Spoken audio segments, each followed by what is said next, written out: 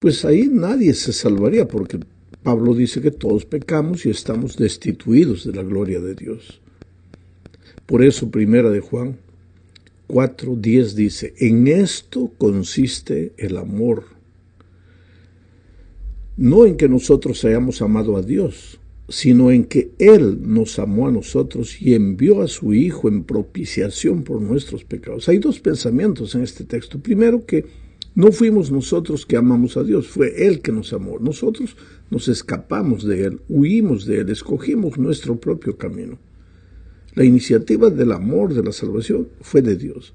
El segundo pensamiento es que por ese amor Dios envió a su Hijo en propiciación por nuestros pecados. Esta palabra propiciación es digna de ser destacada. Significa expiación, sustitución, sacrificio en lugar del otro. Algo que Dios hace y que el ser humano no puede hacer. Comentaremos más de esta palabra en la segunda parte de este estudio. Lo que necesitamos tener en cuenta por el momento es que el ser humano no se salva porque hace algo, se salva porque Dios hace algo en favor del hombre. Tal vez aquí resida la diferencia entre el cristianismo y las otras religiones. Mientras la mayoría de las religiones enseña que el ser humano deba hacer algo para alcanzar a Dios y salvarse, el cristianismo enseña que Dios hizo todo para alcanzar al ser humano y salvarlo. La salvación, pues, es una expresión del amor del Padre. Sin embargo, en este punto es que necesitamos decir que hay un malentendido entre muchos cristianos con relación al Padre. Algunos creen que el Dios del Antiguo Testamento, refiriéndose al Padre, ¿no es cierto?, es generalmente un Dios de justicia y de castigo, mientras que el Dios del Nuevo Testamento, refiriéndose al Hijo, es un Dios misericordioso y lleno de gracia y perdón. Mucha gente hace una distinción entre el carácter del Hijo y el carácter del Padre. Ahora, esta distinción no existe. El Padre es el mismo Dios, y es el mismo Hijo, y es el mismo Espíritu Santo. Es el mismo Dios en el Antiguo Testamento y en el Nuevo Testamento. Y el Hijo también, junto con el Espíritu. Las tres personas son el mismo Dios. Es un misterio que la mente humana tiene que a veces dificultades para entender, pero es una verdad bíblica. Ahora, una de las razones por la que Cristo vino a este mundo fue justamente para revelar la verdad acerca del carácter del Padre. A lo largo de los siglos se había generalizado la idea equivocada de que el Dios del Antiguo Testamento pues es castigador, es justiciero. Y esa idea no estaba solo entre los paganos, sino también entre la nación escogida de Dios, que era el pueblo de Israel. Era necesario entonces que Cristo viniera a este mundo y que dijera, quien me ha visto a mí, ha visto al Padre. ¿Sabes? Porque Dios no cambia. Es verdad que el Antiguo Testamento está lleno de relatos aparentemente violentos, como la destrucción de Sodoma y Gomorra, el diluvio, la muerte de los niños inocentes durante la conquista de la tierra prometida, etcétera, etcétera. Pero por tras de todos esos aparentes hechos grotescos estaba el amor infinito e incomprensible del Padre. Él es un Dios igual de misericordioso en ambos testamentos. La Biblia declara, Dios es amor. Y también la Biblia dice que Dios no cambia. Dice, Jesucristo es el mismo ayer, hoy y por los siglos. Bueno, ese Dios es lento para la ira, fiel, compasivo, misericordioso.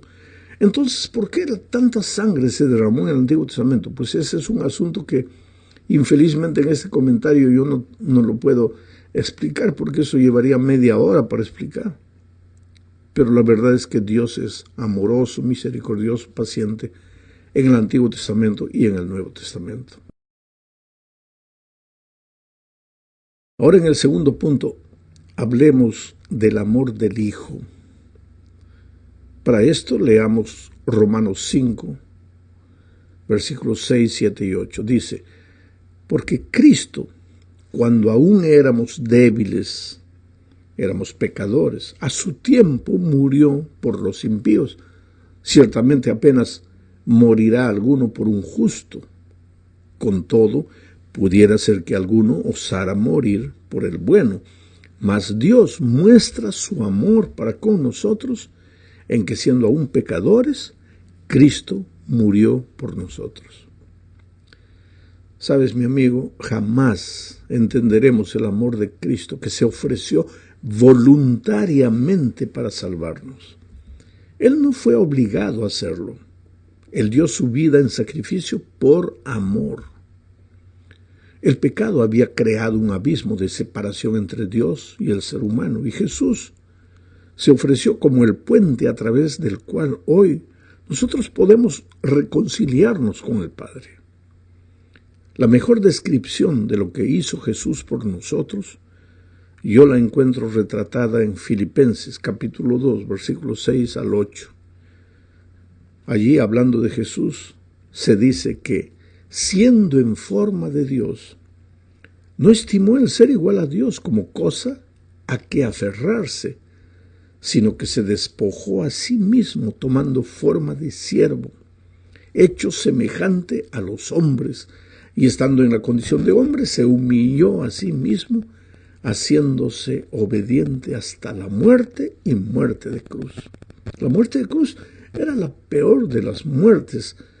Estaba reservada para los peores delincuentes. Y Cristo, siendo el propio Dios, dejó eso, abandonó todo eso, vino a la tierra y murió la muerte que el miserable pecador merecía morir. Esa muerte de Cristo en la cruz fue un acto de propiciación. La palabra es propiciación. O también puede ser expiación o sustitución. En la primera parte dije que iba a comentar más de esto aquí, en esta segunda parte. Esta palabra proviene de un concepto antiguo de muchas religiones.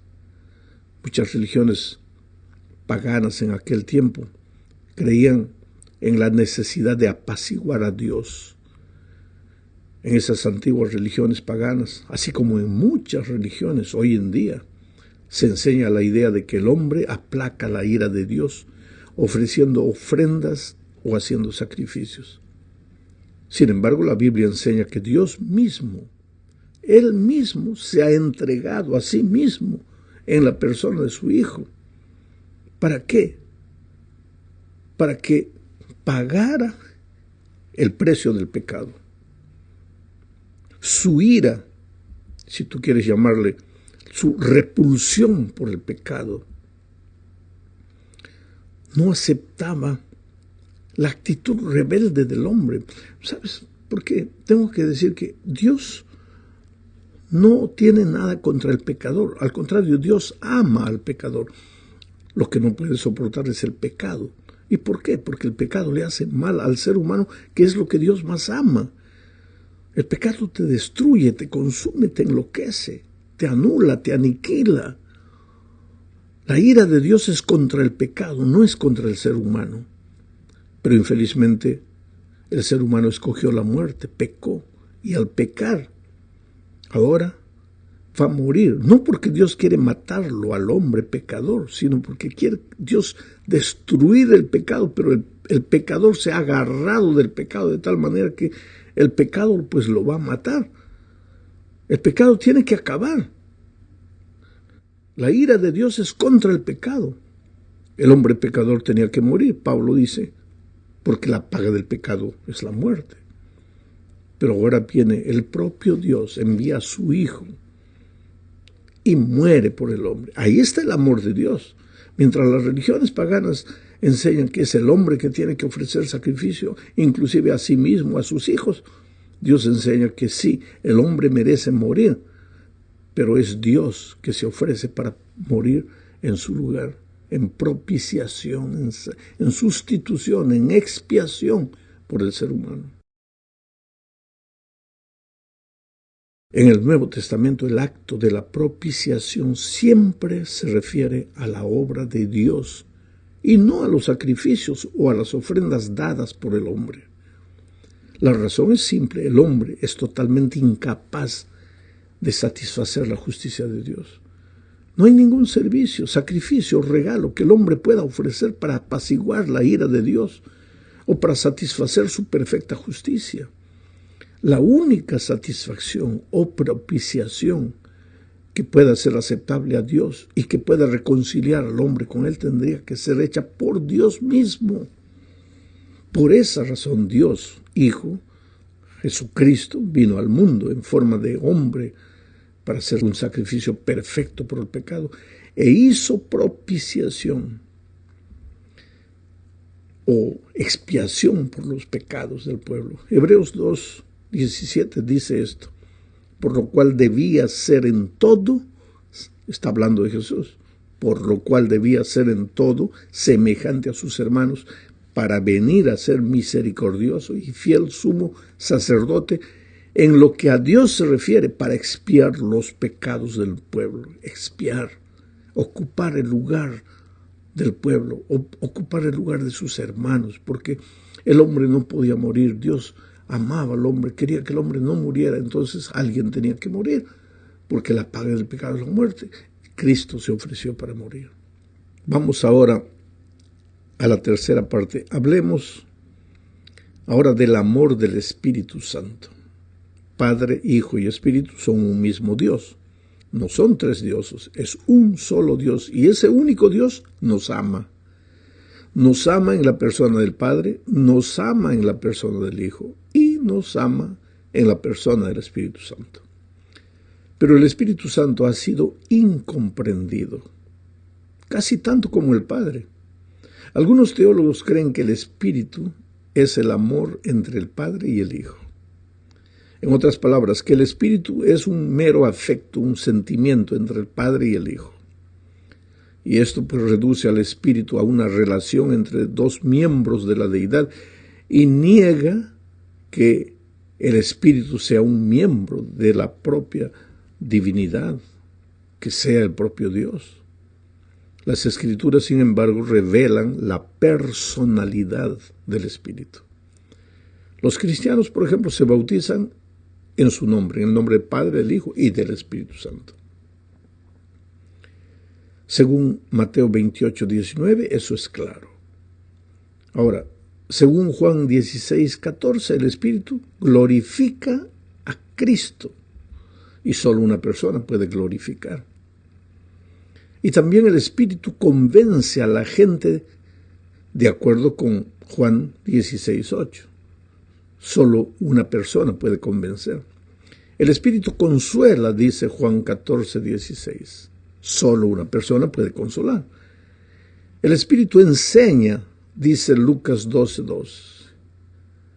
Intercede, dice Romanos 8:23. Santifica, dice 1 Pedro 1:2. Cristo dijo que el Espíritu guía al pueblo a toda verdad. Eso está en Juan 16:13. En resumen, el Espíritu Santo es Dios, es una persona, como lo son el Padre y el Hijo. Los tres son un solo Dios. La obra de la salvación es la iniciativa, realización y concretización de Dios en sus tres personas. Vamos ahora a la cuarta parte de este estudio. Aquí veremos el resultado de ese amor infinito de Dios. La seguridad de nuestra salvación. Ahora, si el ser humano no es capaz de hacer nada para salvarse, pues ahí solo le resta confiar en Dios, que lo salvará. Salmos 91, 15 y 16 dice: me invocará y yo le responderé. Con él estaré yo en la angustia, lo libraré y le glorificaré, lo saciaré de larga vida, le mostraré mi salvación. Presta atención a las ideas de este texto. La primera idea es que lo único que el ser humano puede hacer es invocar al Señor desde su angustia. Me invocará y yo le responderé. Con él estaré yo en la angustia, dice Dios. Pues la salvación, querido, es simple, porque tú todo lo que tienes que hacer es clamar, invocar el nombre de Dios desde tu angustia, desde tu miseria, desde tu pecado. Si tú piensas bien, la salvación es tan fácil que no necesitas siquiera aceptarla, sino simplemente no rechazarla. Mira, la sierva de Dios dice en El Camino a Cristo, página 27, lo siguiente. El pecador puede resistir a este amor. ¿A qué amor? Al amor de Dios. Puede rehusar ser atraído a Cristo, porque Cristo te está atrayendo, es la atracción de la cruz. Pero si no se resiste, el pecador, será atraído a Jesús. El conocimiento del plan de la salvación le guiará al pie de la cruz, arrepentido de sus pecados, los cuales causaron los sufrimientos del amado Hijo de Dios. ¿Te das cuenta lo que la sierva de Dios está diciendo? Que tú para perderte en realidad tienes que querer perderte, porque de otro modo el amor de Cristo te va a atraer. Al entender lo que Jesús hizo por ti en la cruz del Calvario, no tendrás otro camino sino venir a los pies de Jesús. La segunda idea del texto de Salmos que leímos es que la salvación le pertenece a Dios. Lo libraré, dice el Salmo, y le glorificaré, lo saciaré de larga vida, le mostraré mi salvación. De modo que no necesitas vivir angustiado pensando que para recibir la salvación necesitas aprobar un examen súper difícil. Si alguien desea que te salves, no eres tú, sino Jesús. Y Él ya hizo todo lo que era necesario hacer para salvarte. Pagó tu deuda en la cruz. Pecaste y el pecado merece la muerte, pues Cristo ya murió por ti. Sin embargo, no creas que la salvación es fácil. Para ti sí lo es, pero no lo fue para Jesús. Por eso necesitas llevar a cabo a serio el pecado. Y es por eso que la sierva de Dios dice en El Camino a Cristo, página 31, pero nadie se engaña a sí mismo pensando que Dios, en su grande amor y misericordia, salvará aún a los que rechazan su gracia. La excesiva corrupción del pecado puede medirse tan solo a la luz de la cruz. Cuando los hombres insisten en que Dios es demasiado bueno para desechar al pecador, miren al Calvario. Si Cristo cargó con la culpa del desobediente y sufrió en lugar del pecador, fue porque no había otra manera en que el hombre pudiera salvarse. Porque sin ese sacrificio era imposible que la familia humana escapase del poder contaminador del pecado y fuese restituida a la comunión con seres santos. Era imposible que volviese a participar de la vida espiritual. El amor, los sufrimientos y la muerte del Hijo de Dios, todo atestigua la terrible enormidad del pecado y prueba que no hay modo de escapar de su poder ni esperanza de una vida superior, sino mediante la sumisión del alma a Cristo. Es por eso que tienes que entregarte al Señor Jesucristo. Entregarte como estás. Pastor, mi vida es una cosa terrible. Ve a Jesús, llévale tus cosas terribles, entrégate a Él. Llegamos al fin de este estudio hablando del Evangelio eterno. El Evangelio del tercer ángel de Apocalipsis 14 involucra el Evangelio eterno. El versículo 6 dice, vi volar en medio del cielo a otro ángel que tenía el Evangelio eterno para predicarlo a los moradores de la tierra, toda nación, tribu, lengua y pueblo. Yo te pregunto, ¿qué es el Evangelio eterno? El Evangelio es buena noticia. ¿Qué buena noticia? La buena noticia que tú no puedes, tú estás perdido, tú has pecado, tú mereces la muerte, pero Jesús ha muerto por ti. Ese es el Evangelio. Y esa buena nueva no es...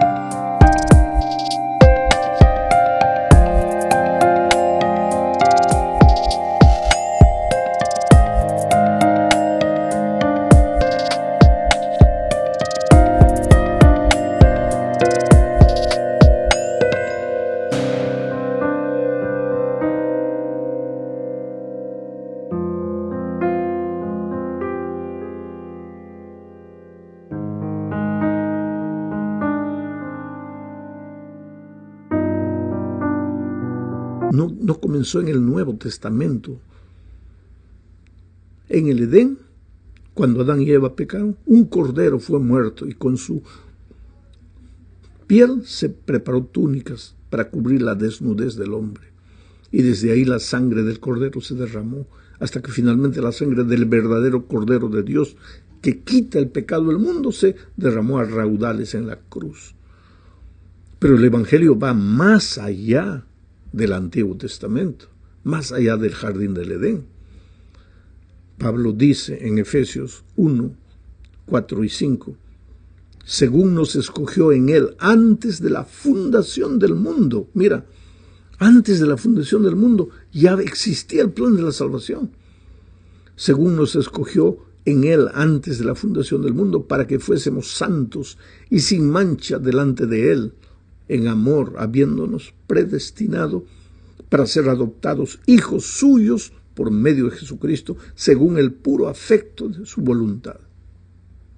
Por eso el Evangelio es eterno. Pero no confundas, querido, predicar el Evangelio.